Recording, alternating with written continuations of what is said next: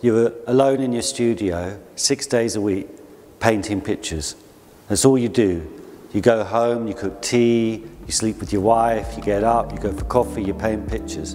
And then you have exhibitions. And it's all very well having exhibitions in London or America and places, because I've got friends there and I know the people and I know the culture. So to come here is strange. So I wonder, like, what the hell's going to happen when these paintings are now looked at by people who've never heard of me, never seen a painting, never seen any progression of the work. I'm just a bolt out of the blue. What will the paintings do? I'm afraid to show my paintings to any audience at any time. It's not the best thing in the world. The best thing is painting the pictures. So from paintings like these door paintings that aren't really a door, they're a couple meeting in a hospital corridor, knowing that one of them is going to die, and they're old, and they've got this grin that is like a rictus grin, sort of like old people's hospital. So from something like that to these rainbow fragments, which is just me pretending that I'm a giant, and I've just gone up and I've taken a little bit of the rainbow and I stick it on the wall for you to look at. Well, of course, there's not much going on in my paintings. You know, there's drawing, it's a really simple drawing, and then there's colour. So the line and the colour are crucial. And sometimes if I run out of colours, I can't think of any colours I want to use, I'll go to a waste paper basket on the street, a litter bin, and I'll put my hands in and I'll grab the litter, and I will then go and make all those colours. And I will make colours from the covering of the discarded desire for chocolate. I live part-time in America, so I made these last summer in upstate New York. I wanted to respond to that photograph of the Obama's team in that room while they're killing Osama bin Laden, and they're looking at the video screen on the SEALs' heads, and we're seeing them but not seeing this historical moment.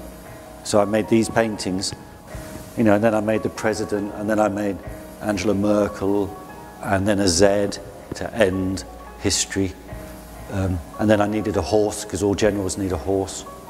And then I woke up the next day and I looked again and I thought, these aren't historical paintings, this is anxiety. I'm just anxious. And there's a goddamn horse. There's anxiety in the horse. So I ditched the history and accepted the anxiety. Well, the aluminium really is just a technical thing because of the paint I chose. So I chose a house paint, which is when it dries, it gets quite brittle. So I needed a surface that didn't move and light. And the house paint I chose because it reflects light. You see, I don't ever put light in my paintings. There's never sunshine and light on a robe or anything. There's none of that. There's just the light, in this case, in this room. In another room, the light from the sun. My studio's in London. It's in a very urban place, and there's no nature about. There's a couple of trees outside and things here and there, but I have a little pot garden. You know, blackbirds come, and the blackbird has the most beautiful voice, and so I've always been like overwhelmed with pleasure when I'm working away and suddenly I hear this beautiful singing. So I've always liked making pictures of blackbirds, and then I went to the Arctic on a boat, and then I got off on this island where there's a load of seabirds there, and the seabirds all get angry that you're there, and they take over the sky, and you're surrounded by these birds, and you suddenly realise that their whole world is not your world, that their whole view of the world, they're with us and apart from us. They're ancient, you know, more ancient than us, and I like making pictures of these things that are more ancient than us, that are with us, but see the world from a different perspective. They're very strange colours. I don't even know what colour they are. You know, sometimes I think it's green, sometimes I think it's blue. You know, that's the colour of flesh, and then sometimes it's a colour of like a bandage for a plaster. And of course I wanted the bird to be more negative than positive, even though the whole painting is of the bird. I wanted the bird to be less there. For want of a better title, they were called the Bikini Paintings. This is the first group of paintings I've made from a group of drawings. So you can see some of the drawings here that I made the paintings from. So the first exciting thing was trying to find some drawings that would all go together to make a series of paintings.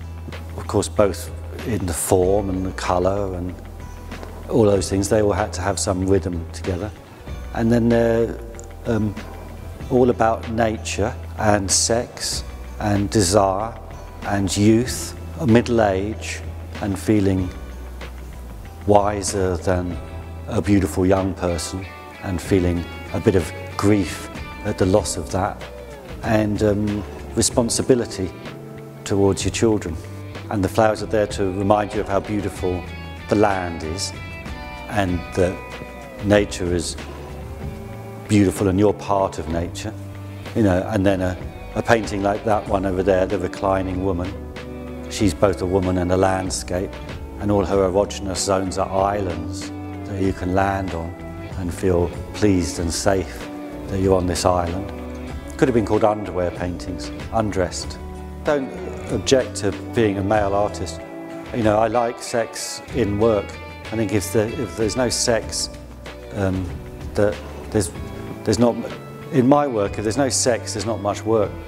As I said before, I live in America a bit, and of course, I'm both attracted and repulsed by the cheerleaders, both because they're absolutely beautiful, you know, and they're bending all over the place. It's all very sexual, and it's incredibly athletic, so you're torn between admiration of their skill and your carnal desire.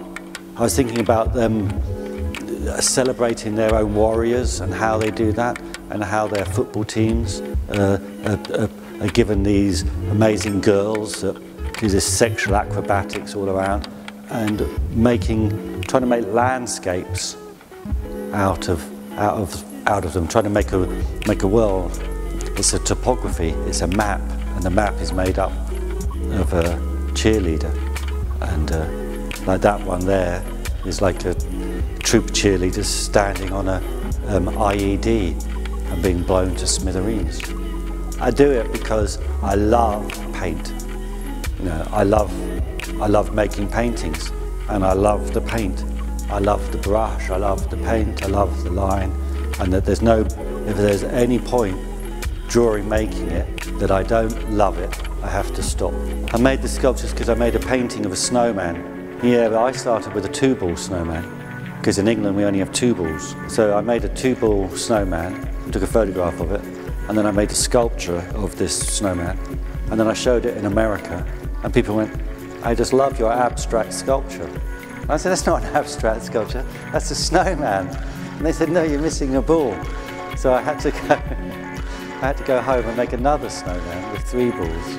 And then for these American tan paintings, I made these sculptures, which are based on, I just got loads of mannequin arms and I stuck them together to make them look like legs.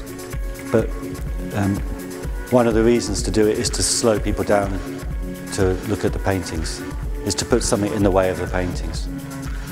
And for ages I didn't even say I was a painter. I'd say I was a picture maker.